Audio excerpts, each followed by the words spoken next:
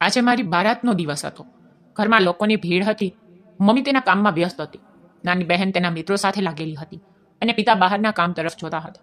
હું મારા મિત્રો સાથે શાંતિથી બેઠી હતી. મારા ચહેરા પર ન તો સ્મિત હતું કે ના કોઈ રોનક, કારણ કે હું લગ્ન કરવા માંગતી ન હતી. હું આ લગ્ન માટે બિલકુલ તૈયાર ન હતી. મમ્મી પપ્પાએ મને આ લગ્ન માટે જબરદસ્તી કરી હતી. તેને કહ્યું કે છોકરો સારો છે, વ્યવસાય અને કુટુંબ ઉત્તમ છે, પણ હું કહું છું કે સ્ત્રીની ઈચ્છા વિના લગ્ન કરવા ન જોઈએ.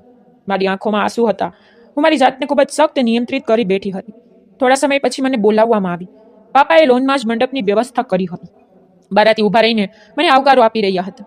હું માથું નમાવી અને મંડપમાં આવી. મારા દુલ્હાએ જ મારો હાથ પકડ્યો હતો અને મને મંડપમાં લાવ્યો હતો. અચાનક તેઓએ તેનો હાથ મારી કમર પર મૂક્યો, જે મને ખૂબ ખરાબ લાગ્યું. જ્યારે મેં પાછળ ફરી જોયું ત્યારે તેના ચહેરા પર ચહેરો હતો. પછી મેં પંડિતજી તરફ જોવાનું શરૂ કર્યું, કારણ કે તેને અમને બેસવાનું કહ્યું હતું. ત્યારે અમે બંને મારી જગ્યાએ બેઠા અને લગ્નની ધાર્મિક વિધિઓ થોડી વારમાં પૂર્ણ થઈ ગઈ. થોડા સમય પછી હું એક એવા વ્યક્તિના નામે થઈ ગઈ જે મને પસંદ નહોતો. લગ્ન થતાની સાથે જ ખોરાક શરૂ થયો. મને લાગ્યું કે હવે મારા પતિ તેના ચહેરા પરથી ચહેરો દૂર કરશે, પણ હું આશ્ચર્ય પામી કે મારા પતિએ હજુ તેનો ચહેરો બતાવ્યો ન હતો. મારી એક બે મિત્રો પણ મારા કાનમાં આવ્યા અને કહ્યું કે વરરાજા પોતાનો ચહેરો કેમ નથી બતાવી રહ્યા. મને પણ આ પરેશાન કરતો હતો, પરંતુ મેં પણ મૌન રહેવું વધુ સારું માન્યું. થોડા સમય પછી વિદાય કરવાનું કહેવામાં આવ્યું. મારું દિલ કહેતું હતું કે હું આજે મારા માતા પિતાને ન મળું, પણ હું એક પુત્રી હતી. હું માને ગળે લાગી ખૂબ રડી, પણ મેં તેને કાનમાં કહ્યું કે હું તમને અને મારા પિતાને માફ કરીશ નહીં. આ કહીને હું તેમની પાસેથી અલગ થઈ ગઈ. હું જાણતી હતી કે મેં આ ક્રિયા ખૂબ જ ખોટી કરી છે. તે બિચારા લોકો આખી રાત અસ્વસ્થ રહેશે, પરંતુ મેં કંઈ વિચાર્યું નહીં. પરંતુ જ્યારે મેં મારી નાની બહેનને ગળે લગાવી ત્યારે હું ખૂબ રડતી હતી, કારણ કે હું હંમેશા તેને માની જેમ પ્રેમ કરતી હતી. તે મારા માટે મારી બહેન ન હતી, પણ મારી પુત્રીની જેમ હતી. પછી હું મારા પતિ સાથે કારમાં બેઠી અને આશ્ચર્યમાં હું ફરી એકવાર પડી ગઈ હતી, કારણ કે આ કાર શણગારેલી ન હતી. નહીંતર સામાન્ય રીતે ગાડી ખૂબ જ શણગારેલી હોય છે, પણ એક વાતની મને અનુભૂતિ હતી કે મારા પતિ ખૂબ અમીર છે, કારણ કે બધી કાર મર્સિડીઝ હતી. બારાતમાં એક પણ બસ આવી ન હતી અને અમારી કાર સાથે ઘણા વાહનો કતારમાં ચાલી રહ્યા હતા. લાંબા અંતર પછી કાર એક મોટા મેન્શન સામે રોકવામાં આવી. મેં ચારે બાજુ નજર દોડાવી તો હું સતબત થઈ ગઈ, કારણ કે હું મારા ભાગ્ય પર વિશ્વાસ કરી શકી નહીં. મારા પતિએ મારા ખંભા પર હાથ મૂક્યો અને ધીમા અવાજમાં બોલ્યા, કારમાંથી ઉતરો. મેં પાછળ વળી અને ફરી એકવાર મારા પતિને જોયા, પરંતુ તેના ચહેરા પર ચહેરો હતો. હું ચૂપચાપ કારમાંથી બહાર આવી તો તરત જ 4 નોકરાણીએ મને સંભાળી. 2 મારો લહેંગો સંભાળ્યો અને જ્યારે 2 પાછળ ચાલી રહી હતી. મારા પતિ ક્ષણમાં ગાયબ થઈ ગયા હતા. મહેમાનો અંદર આવવાનું શરૂ કરી દીધું હતું. દરેક જણ સાથે મળી કોઈ ગીત ગાતા હતા. મને ખબર નથી કે હવે મને એક ક્ષણ માટે કેમ ડર લાગ્યો. હું નર્વસ હતી અને એક બાજુ ઊભેલી. નોકરાણીએ મારો હાથ પકડ્યો. તે મારા ખંભાને થપકી આપતા મધ્યમ અવાજમાં બોલી, દુલ્હન, ડરશો નહીં, આ અહીંની ધાર્મિક વિધિ છે. અંદર પ્રવેશતાની સાથે જ મારા પર ગુલાબના ફૂલોનો વરસાદ થયો.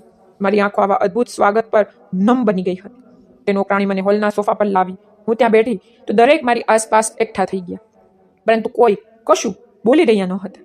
મેં વિચાર્યું કે હવે અહીં હંગામો થશે અને કુટુંબની ધાર્મિક વિધિઓ થશે, મને ભેટો આપવામાં આવશે, પરંતુ અહીં મામલો અલગ હતો. કોઈ કોઈની સાથે વાત કરી રહ્યું ન હતું. દરેક જણ માથું નમાવી બેઠા હતા. ત્યારે અચાનક મારી સાસુ મારી પાસે આવી અને એક કાગળમાં લપટાયેલી ભેટ મારી તરફ લંબાવતી વખતે બોલી, લો વહુ રાણી, આ ભેટ છે. સવારે આ ભેટ સબૂત સાથે પાછી આપી દેજો. મેં હેરાનગીથી તેની સામે જોયું. તરત જ મારા હૃદયમાં એક પ્રશ્ન આવ્યો કે હું તેને પૂછું કે ભેટ ક્યારે પાછી આપવામાં આવે છે. પણ હું નવી દુલ્હન હતી. હું આવી કોઈ વસ્તુ વિશે વાત કરીને કોઈની નજરમાં ઝૂકવા માંગતી નહોતી. તેથી મેં ચૂપચાપ માથું હલાવ્યું. તેણે ફરી એકવાર નોકરાણીને અવાજ આપ્યો. 2 નોકરાણી મારી નજીક આવીને મને મારા વરરાજાના રૂમમાં પકડીને લઈ ગઈ. હું ધબકારાવાળા હૃદયથી ઓરડાના દરવાજાની નજીક આવી. જ્યારે કોઈ નોકરાણીએ દરવાજો ખોલ્યો અને મને અંદર લઈ જતા બોલી, તમારી સંભાળ રાખો, સવારે મળશે. આ કહીને તે બંને ચાલ્યા ગયા અને હું મારા ઓરડાની અંદર પ્રવેશી. પણ આગળનું દ્રશ્ય જોયા પછી મારી આંખો ફાટી ગઈ, કારણ કે સામે 7 પલંગ રાખેલા હતા. પણ આ કઈ ધાર્મિક વિધિ હતી? પણ હજુ હું પાછળ ફરતી આ પહેલા કોઈએ મારા પેટ પર તેનો હાથ રાખ્યો. પણ મારો તો જાણે જીવ નીકળી ગયો હતો કે આ રૂમમાં કોણ આવ્યું. મને ખબર ન હતી, પરંતુ તે વ્યક્તિએ મારા કાનમાં કહ્યું, જેનાથી મને રાહત મળી, કારણ કે તે મારા પતિનો અવાજ હતો. તેને કહ્યું, મને ખબર છે તને આ બધું સારું નહીં લાગ્યું. તારા હૃદયમાં હજારો પ્રશ્નો હશે કે આ બધું શું છે, પણ મેં આ વખતે મારી જાતને પલટવાથી રોકી નહીં. પણ હું પલટાઈ ગઈ હતી અને મારી નજર મારા પતિના ચહેરા પર ગઈ. પરંતુ તેના ચહેરા પર એક નિશાન હતું જે આંખમાંથી પસાર થઈ રહ્યું હતું, અને જ્યારે મેં આંગળી તે નિશાન પર ફેરવી તો મને દુઃખ થયું. તેને મારી કમર પહેલેથી જ પકડી હતી. પછી તેને મને ગળે લગાડતા કહ્યું, તને મારા નિશાનથી ડર લાગતો નથી? મેં તેમની તરફ જોયું અને ધીમા અવાજમાં બોલી, મને આ નિશાનથી ડર લાગતો નથી, પણ દુઃખ થાય છે. મારા પ્રશ્ન પર તે સંપૂર્ણ મૌન હતા. અચાનક તેને મને પોતાનાથી અલગ કરી દીધી. મારા કાંડાને પકડ્યા પછી તે મને ઓરડામાંથી બહાર લઈ અને કોરિડોર તરફ વધ્યા. મારો લહેંગો ખૂબ ભારે હતો, જે મારે માટે હેન્ડલ કરવું ખૂબ મુશ્કેલ હતું, પણ હું પોતાને સંભાળતી રહી. પછી તે મને કોરિડોરમાં બનેલા છેલ્લા રૂમ પાસે લઈ ગયા, જે કાળા રંગનો હતો. પછી તે મને રૂમની અંદર લઈ ગયા, પણ તે ઓરડાની સુંદરતા જોઈને હું એક ક્ષણ માટે ખોવાઈ ગઈ. તે રૂમ ગ્રે અને કાળા રંગના કોમ્બિનેશનમાં હતું. આખું ફર્નિચર એવા રંગનું હતું. મેં મારા પતિને આશ્ચર્યચકિત નજરે જોયા જ્યારે તે સોફા પર બેઠા હતા. તેણે તેના આંગળીના હાવભાવથી મને બોલાવવાનું શરૂ કર્યું. હું લહેંગાને સંભાળતી તેની નજીક ગઈ. જ્યારે તેને મને તેની નજીક બેસાડી ગળે લગાવી લીધી. મને આ બધું એક સ્વપ્ન જેવું લાગ્યું. અચાનક મારા લગ્ન થવા, તે પણ આટલા અમીર ઘરમાં, થોડા સમય પહેલા મારી સાથે જે થયું તેના વિશે વિચારતા મને ખરેખર એક સ્વપ્ન જેવું લાગ્યું હતું. પરંતુ હવે સપના મને સાચા લાગતા હતા. તે પછી તેઓ મને ખૂબ જ આરામથી અલગ કરી અને બોલ્યા, છોકરી, આ જિંદગી જો તારે મારી સાથે વિતાવી છે તો ફિઝુલ હરકત મારી સામે ન કરતી, અને હું જે કરી રહ્યો છું તે કરવા દે છે. દિવસ તમે મારી સામે કોઈ પ્રશ્ન પૂછવા માટે ઊભા થયા, યાદ રાખો તે દિવસ મારા જીવનમાં અને આ ઘરમાં તારો છેલ્લો હશે. હું તને છૂટાછેડા આપી દઈશ. મેં મારા પતિને બે યકીની આંખોથી જોયા હતા, જે પહેલી રાત્રે મને છૂટાછેડા આપવાની વાત કરી રહ્યા હતા. હું કંઈક કહું તે પહેલા તેને મને તેના હાથમાં ઉપાડી અને મને સીધા પલંગ તરફ લઈ આગળ વધ્યા. મારું હૃદય જોરથી ધડકતું હતું. છેવટે આ શું થઈ રહ્યું છે? છેવટે આ કોણ છે અને તે શું કરવા માંગે છે? હું તે જાણતી નથી. બીજા દિવસે સવારે મારી આંખ સૂર્યના પહેલા કિરણ પર ખુલી હતી, પણ તે માણસ ક્યાંય પણ ન હતો. એક ક્ષણ માટે મારું હૃદય ધડકવાનું ભૂલી ગયું હતું. ઓરડાનો રંગ બ્લેક હોવાને કારણે તે અંધકારમાં ડૂબી ગયો હતો. હું તરત જ ઊભી થઈ અને વોશરૂમ તરફ ગઈ, પરંતુ વોશરૂમમાં પ્રવેશતા આગળનું દ્રશ્ય જોઈને હું ચીસો પાડી ઉઠી, કારણ કે મારો પતિ વોશ બેસિનમાં તેના લોહીવાળા હાથ ધોઈ રહ્યો. તરત જ બહાર આવી હતી અને દિવાલ સાથે ટકરાઈને બેસી ગઈ. આ બધું મારી સમજણની બહાર હતું. આ બધું શું હતું? 5 મિનિટ પછી દરવાજો ખુલ્યો અને મારા પતિ ઓરડાની અંદર આવ્યા. તેને મારા અસ્તિત્વ પર એક નજર નાખી અને કહ્યું, એક પ્રશ્ન પર મોંમાંથી બહાર આવ્યો તો છૂટાછેડા માટે તૈયાર રહેજે. આટલું કહી તેઓ પલંગ પર બેઠા અને ધીમા અવાજમાં બોલ્યા, તમારા કપડાં વોશરૂમની અંદર છે, જાઓ ચેન્જ કરો, પછી હું તમને તમારા માતા પિતાને મળવા લઈ જઈશ. મેં તે માણસને ફાટેલી આંખોથી જોયો. તે કોણ હતો? શું કામ કરતો હતો? હું કંઈ પણ સમજી શકી નહીં, પરંતુ તેની શૈલી મારી સમજણની બહાર હતી. તેનો ચહેરો જોઈને મને પ્રથમ વખત વહેશત થઈ અને હવે ડર પણ આવી રહ્યો હતો. હું બધી વસ્તુઓની અવગણના કરી બાથરૂમમાં આવી. વોશરૂમમાં ક્યાંય પણ લોહી ન ટીપું ન હતું, ના લોહીની સુગંધ આવી રહી હતી. મેં મારું માથું ઝટક્યું. આગળ લાલ રંગનો ફ્રોક અને દુપટ્ટો લટકી રહ્યો હતો. મેં ભગવાનનો આભાર માન્યો કે ત્યાં કોઈ ગંદા કપડાં નથી, કારણ કે મને ગંદા કપડાં જરા પણ પસંદ નથી. હું તરત જ નહાઈ અને કપડાં પહેરીને બહાર આવી. જ્યારે હું બહાર આવી ત્યારે તે પલંગ પર પડેલા મોબાઈલ જોઈ રહ્યા હતા. પછી હું અરીસાની સામે ઊભી રહી અને મારા વાળને બરાબર કરવાનું શરૂ કર્યું. મને શક્ય તેટલી વહેલી તકે મારી માને મળવાની ચિંતા હતી. હું તેને મળવા અને પૂછવા માંગતી હતી કે આ શું હતું, આ લોકો કોણ છે અને તેમને આવા મોટા પરિવારનો સંબંધ કેવી રીતે મળ્યો, અને આ 7 પલંગનું રહસ્ય શું છે, અને મારા સાસુની ભેટ અને તેમને પાછી આપવી આ વાત શું છે. મેં મારી સાસુની આપેલી ભેટ ખોલવા હાથ લંબાવ્યો તો મારા પતિએ તે ભેટ હાથમાં લઈ લીધી અને કહ્યું, તમે જાણો છો કે તેની અંદર શું છે? મેં નામાં માથું હલાવ્યું તો તેને આ ભેટ મારી તરફ લંબાવી હતી અને ખોલવા કહ્યું. જ્યારે મેં તે ખોલ્યું ત્યારે તેની અંદર એક સફેદ કાપડ હતું. મારા પતિએ કહ્યું, અત્યારે મારી માતાને સબૂત આપવાનું હતું કે હું તારા જીવનમાં આવનાર પ્રથમ માણસ છું. મને આશ્ચર્ય થયું કે મારા પતિ કેવી વાત કરી રહ્યા હતા, પણ અચાનક તેણે તે કાપડ મારા હાથમાંથી લીધું અને તેનો અંગૂઠો કાપી નાખ્યો અને તે લોહી કપડા પર લગાવી દીધું. તે જ જે કરી રહ્યા હતા તે જોઈને હું સતબત થઈ ગઈ. મેં તેનો અંગૂઠો પકડ્યો હતો અને કહ્યું, તમને દુઃખ નથી થતું? જ્યારે મેં મારા દુપટ્ટા સાથે તેનું લોહી રોકવાનો પ્રયત્ન કર્યો ત્યારે તે હસતા હતા. મને થયું, આ માણસ કોણ છે ને આવું કેમ કરે છે? તેને કહ્યું, ઉતાવળ કરો, મારી પાસે સમય નથી, મને કામના સંબંધમાં બહાર જવું છે. મને આશ્ચર્ય થયું. મેં તે વ્યક્તિ પર એક નજર નાખી. મને હવે તેના એ નિશાનથી ડર લાગતો હતો, પણ મેં મારી નજર નીચે કરી દીધી. તેને કહ્યું, મારી પ્રિય પત્ની, તું જાણે છે કે તમે હવે મારા નિશાનથી ડરો છો, પરંતુ તમારે મારાથી ડરવાની જરૂર નથી, નહીં તો હું ક્યારેય પતિમાંથી શેતાન બની જઈશ ને ખબર પણ નહીં રહે. પછી તે મને તેની સાથે ઓરડામાંથી બહાર લઈ ગયા હતા. તેને કહ્યું કે તે મારી માતાના ઘરે નાસ્તો કરશે અને આ ભેટ મને આપી દે. મેં તે ભેટ શરમ સાથે મારી સાસુને આપી દીધી. તેના ભેટ જોઈ મને ગળે લગાડી અને ઘણી નોટો મારા પરથી ઉતારી નોકરાણીને આપી. મારી સાસુએ મારા પતિને કહ્યું કે વહુને ઝડપથી ઘરે લાવશે, કાલે રિસેપ્શન છે. ઘરની વહુ રિસેપ્શન સુધી બહાર જતી નથી, પણ તારી જીદને કારણે હું મજબૂર છું. મારા પતિ તેને માને ગળે લાગ્યા અને કહ્યું, ઠીક છે માં, હું જલ્દી આવવાની કોશિશ કરીશ, ચાલો જાન. આટલું કહેતા તેનો હાથ મારા તરફ લંબાવ્યો. મેં પણ ઝીઝક વિના તેના હાથ પર હાથ મૂક્યો હતો અને તે મારી સાથે બહાર આવ્યા. બહાર 3 કાર અમારા માટે તૈયાર હતી. તે પ્રથમ કારમાં બેઠા હતા. હું તેને ઘણા પ્રશ્નો પૂછવા માંગતી હતી, કારણ કે મારા હૃદયમાં વિચિત્ર હલચલ ચાલી રહી હતી. હું એ જાણવા માંગતી હતી કે મારો સંબંધ આ કુટુંબમાં કેવી રીતે થયો, અને મારી માએ મને તેના વિશે કંઈ કહ્યું નહીં. મને યાદ છે કે કોઈ બીજું મને જોવા આવ્યું હતું અને આ કોઈ બીજા લોકો હતા, પરંતુ હવે આ વાત કંઈક બીજી હતી. થોડા સમય પછી અમે ઘરે પહોંચ્યા. ઘરની અંદર પ્રવેશી ત્યારે મારા માતા અને પિતા બેઠા હતા અને વાતો કરતા હતા. મને જોઈ તેના ચહેરાનો રંગ ઉડી ગયો હતો. હું તરત જ તેના ગળે લાગી ગઈ. મારા પતિ અંદર આવ્યા પછી તેણે કોઈની સાથે વાત કરી ન હતી. બસ તે સોફા પર બેઠા હતા. મેં ડરતા મારા પતિ તરફ એક નજર નાખી અને પછી મારી માને જોતા બોલી, માં, અમે નાસ્તો કર્યો નથી, અમે અહીં નાસ્તો કરશી.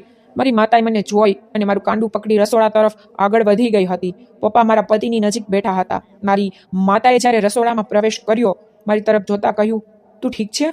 તેઓએ તારી સાથે કંઈ કર્યું નથી ને? મેં કહ્યું, મમ્મી, તમે પરેશાન કેમ છો? જો તમે ગઈકાલ વાતથી પરેશાન છો તો હું તમારી પાસે માફી માંગુ છું, પરંતુ હું મારા પતિથી ખૂબ ખુશ છું. હું ખુશ છું કે મેં અહીં લગ્ન કર્યા. પણ માં, આ ઘરમાં મારા લગ્ન કેવી રીતે થયા? અમે નાના વિસ્તારમાં રહેતા લોકો છીએ અને આ લોકો અમીર છે. પણ આ લોકો કોણ છે? તમે તેને ક્યાં મળ્યા? હું હજુ બીજું કંઈક કહું તે પહેલાં મારી બહેને રસોડામાં પ્રવેશ કરી અને મારા ઘરે લાગી ગઈ. તેને જોતા મારી બધી મૂંઝવણ અને મુશ્કેલીઓ દૂર જતી હતી અને હું ગળે લાગી લાંબા સમય સુધી ઊભી રહી. જ્યારે અચાનક મારા પતિનો ગરજતો અવાજ સંભળાયો કે વધુ સારું રહેશે કે તમે બંને અંતર જાળવો. મને ગમતું નથી કે મારી પત્નીને કોઈ સ્પર્શ કરે.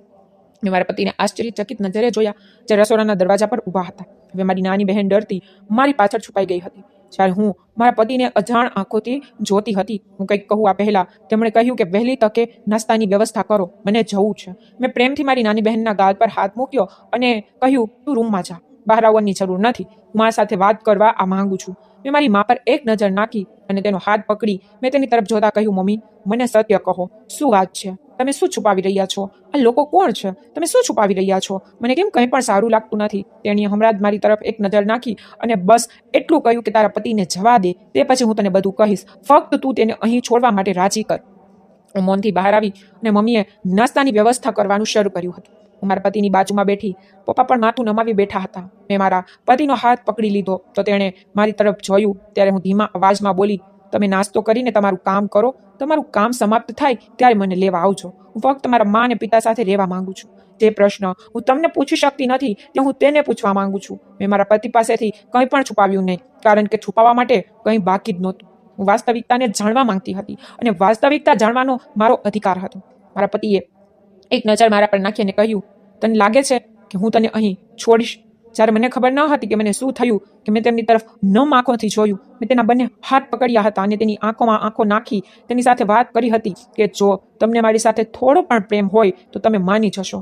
અને હું આમ પણ મારા પતિ સાથે અન્યાય કરવા માંગતી નથી, પરંતુ કૃપા કરી આજે મને અહીં છોડી દો, નહીતર મારી અંદર ઉદ્ભવતા આ પ્રશ્ન મને જીવવા દેશે નહીં અને કદાચ હું મરી જઈશ. મને સાંભળીને તેણે મારા પર નજર નાખી અને આઘાતમાં બોલ્યા, તારી પાસે ફક્ત 2 કલાક છે. જે પૂછવું છે તું પૂછી શકે છે અને હું આ લોકોને બધું કહેવાની મંજૂરી આપું છું. તે અહીં નાસ્તો કરવા આવ્યા હતા, પણ તેઓ નાસ્તો કર્યા વિના જતા કેમ રહ્યા? હું કંઈક કહું તે પહેલાં તેને અમારું ઘર છોડી દીધું. મને શું થયું કે મેં પણ તેને પાછળથી રોક્યા નહીં. તેના જતાં પપ્પા મારી તરફ દોડી આવ્યા હતા અને તેણે મને તેની છાતી પર લગાવી દીધી હતી અને અચકાતા રડવાનું શરૂ કર્યું. મારા પિતાની આ સ્થિતિ જોઈને હું સતબદ્ધ થઈ ગઈ. મેં કહ્યું, પપ્પા, આ કોણ છે? મારી વાત સાંભળ્યા પછી મારા પિતા એકદમ મૌન હતા. મા પણ રૂમમાં આવી હતી અને હવે નાની બહેન તેના ઓરડામાંથી બહાર આવી ગઈ હતી. અમારા ઘરમાં મૃત્યુની જેમ મૌન હતું. અને પછી માએ મારી તરફ જોતી વખતે કહ્યું, અમને માફ કર દીકરા, અમને ખબર ન હતી. અમે તારું જ્યાં સંબંધ કરી છીએ તે સામાન્ય માણસ નથી, પરંતુ માફિયા ગેંગના સભ્ય છે. મેં મારી માતાને મોટી આંખોથી જોવાનું શરૂ કર્યું કે તે શું બોલી રહી છે. તે બોલી, તારો પતિ સામાન્ય માણસ નથી, પરંતુ માફિયા ટીમનો કિંગ છે, જેના હેઠળ ઘણી ટીમો કામ કરે છે. અલબત્ત તે ખરાબ લોકોને દૂર કરે છે, પરંતુ તેનું કાર્ય સારું નથી. મારી આંખો ઝૂકી ગઈ હતી. હું આ લોકોને જોઈને સમજી ગઈ હતી કે કંઈક ખોટું છે. મમ્મી બોલી, અમને કહેવામાં આવ્યું કે જે છોકરા સાથે તમે લગ્ન કરી રહ્યા છો તે એક સામાન્ય માણસ છે, સરકારી કામો કરે છે અને અમારી સામે પણ તેને જ લાવવામાં આવ્યો હતો. પરંતુ આ બધું છેલ્લા પ્રસંગે ચાલુ થયું. ખબર નથી કે આ વ્યક્તિ ક્યાંથી આવી ગયો.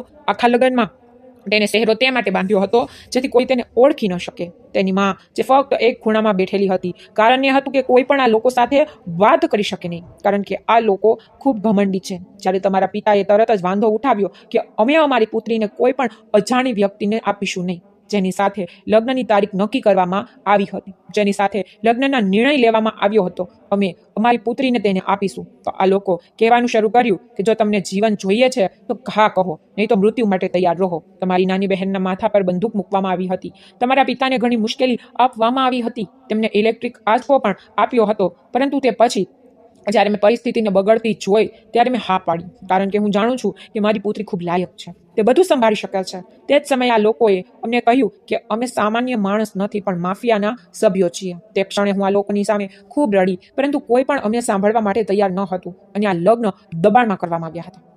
હું આઘાત પામી. જેની સાથે મેં લગ્ન કર્યા તે સામાન્ય માણસ ન હતો, તે એક ગુંડો હતો. પરંતુ અત્યાર સુધી એક વસ્તુ મારા મગજમાંથી ન ગઈ, તે 7 ઓરડાવાળો રૂમ. હું તે વિશે વિચારતી હતી. મેં મારા માતા પિતાને કહ્યું કે તમારે ચિંતા કરવાની જરૂર નથી, હું બધું સંભાળીશ, તમે ચિંતા ન કરો. મારી વાત સાંભળીને માં મૌન હતી અને હું તેને શાંતિથી તેમની સાથે રૂમમાં આવી.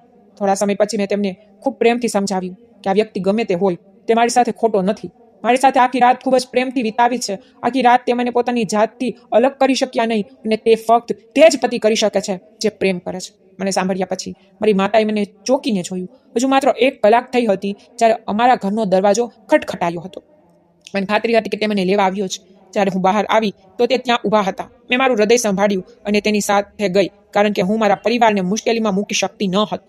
હું કારમાં બેઠી તો તેણે મને ખેંચી લીધી અને મને તેની છાતી પર લગાવી દીધી. મેં તેના ચહેરા પર એક નજર નાખી હતી અને પછી શું થયું કે મેં ફરી એકવાર મારા હોઠ તેના એ જ નિશાન પર મૂક્યા. તેને હળવાશ થઈ જ્યારે મેં તેની ગળામાં છુપાઈ મારા ચહેરો ઢાંકી દીધો હતો. થોડા અંતર પછી કારને કોઈ જગ્યા પર રોકવામાં આવી હતી. હું બીજી બાજુથી નીચે ઉતરી હતી. પછી તે સીધા મને લઈ તેના રૂમમાં ગયા. એક ક્ષણ માટે મારું હૃદય કર્યું કે હું તેને પ્રશ્ન પૂછું, પરંતુ પ્રથમ રાત્રે તેને કહેલી વાત મને યાદ આવી કે તું ક્યારેય મને કોઈ પ્રશ્ન પૂછતી નહીં તો પછી તારો આ દુનિયામાં છેલ્લો દિવસ હશે. પરંતુ અચાનક તેણે મારું ગળું પકડી અને તેણે મને દિવાલથી બંધ કરી દીધી અને તે પછી તેણે મને જે કહ્યું તે સાંભળીને હું ફરી એકવાર બેયકીનીમાં આવી ગઈ. તે મારી તરફ જોતી વખતે બોલ્યા, તમારી માતાએ તમને કહ્યું હશે કે હું માફિયા કિંગ છું અને મારો તાલ્લુક માફિયાથી છે, પરંતુ એવું નથી. અમે એક કામ કરીએ છીએ જે કાનૂન સાથે જોડાયેલ છે. હું એક સિક્રેટ એજન્ટ સાથે મળેલો છું. મોટા હોદ્દા પર કામ કરું છું. જે લોકો વિદેશમાં છોકરીઓને વેચે છે, જે લોકો વડીલો, બાળકોને, યુવાનોના હાથ પગ કાપી અને તેમને ભીખ માંગવા દબાણ કરે છે, કેટલાક લોકોના અંગ વેચે છે, હું એમને પકડી મારી નાખું છું. પોલીસ તેમની ધરપકડ કરે છે. ખૂબ સખ્ત મહેનતથી તે તેમને ઘણા દિવસો સુધી અંદર રાખે છે, પરંતુ તે પછી ઉપરથી ઓર્ડર આવે છે અને તેઓ લોકો મુક્ત થઈ જાય છે. આ જ કારણ છે કે હું આ કાર્ય મોટા પાયે કરી રહ્યો છું, પરંતુ હું દરેકની સામે તે જ શો કરું છું કે મારું કનેક્શન માફિયાથી છે, જેથી કોઈ મારી તરફ આગળ વધી શકે નહીં. તમારી સાથે લગ્ન કરવાનો હેતુ તમને પ્રેમ કરવાનો છે. મેં તને તારી સહેલીઓ સાથે પાર્કમાં જોઈ હતી અને તારા પર મારું દિલ હારી ગયો હતો. હું તારી સામે ક્યારેય મારું પ્રેમ વ્યક્ત કરી શક્યો નથી, પરંતુ આજે જ્યારે તે મરવાની વાત કરી ત્યારે મને લાગ્યું કે કોઈએ મારો જીવ ખેંચી લીધો. તેથી જ હું તને સત્ય કહેવા માટે સંમત થયો. મેં ચોકી તેની સામે જોયું હતું અને તરત જ તેને સવાલ કર્યો હતો કે તે 7 બેડ વાળો રૂમ. તો તે હસવા લાગ્યો ને કહ્યું કે તે મજાક હતો, તમને ડરાવવાનો હેતુ હતો. મમ્મી થોડી રિવાયતી સ્ત્રી છે, તે જૂની ફેશનવાળી છે. તે ઈચ્છતી હતી કે મારા દીકરાને એવી છોકરી સાથે લગ્ન થવા જોઈએ જેના જીવનમાં કોઈ પણ પુરુષ આવ્યો ન હોય, કારણ કે મેં ક્યારેય કોઈ સ્ત્રીનો ઉપયોગ કર્યો નથી. હું કોઈ પણ સ્ત્રીની નજીક ગયો નથી. મેં તમારી સાથે શરૂઆત કરી છે. આથી જ તે ઈચ્છતી હતી તેના જીવનમાં એક એવી વહુ આવે જે તેના પુત્ર જેવી જ હોય. અને રહી તે ઓરડાની વાત, તો તે એક નાનો મજાક છે. અમારી અહીં દરેક દુલ્હન સાથે આ મજાક કરવામાં આવે છે જેથી તે થોડી ડરી જાય. પણ મને આ વાત પસંદ ન હતી, તેથી જ મેં તને ત્યાં લાંબા સમય સુધી રહેવા ન દીધી. હું હસી. મેં ભગવાનનો આભાર માન્યો કે મારા જીવનમાં કોઈ ખરાબ વ્યક્તિ સામેલ ન હતો અને આજે હું મારા પતિ સાથે સુખી જીવન જીવું છું. કેટલીક વસ્તુઓ સમજી શકાતી નથી, પરંતુ જો તમે તેની સાથે સમાધાન કરીને તેમની સાથે રહો છો તો ભગવાન તેનું ફળ ચોક્કસ આપે છે. તો મિત્રો, તમને વિડીયો કેવો લાગ્યો કૃપા કરીને કોમેન્ટ કરીને કહો અને ચેનલ પર સબસ્ક્રાઇબ કરો. ધન્યવાદ મિત્રો.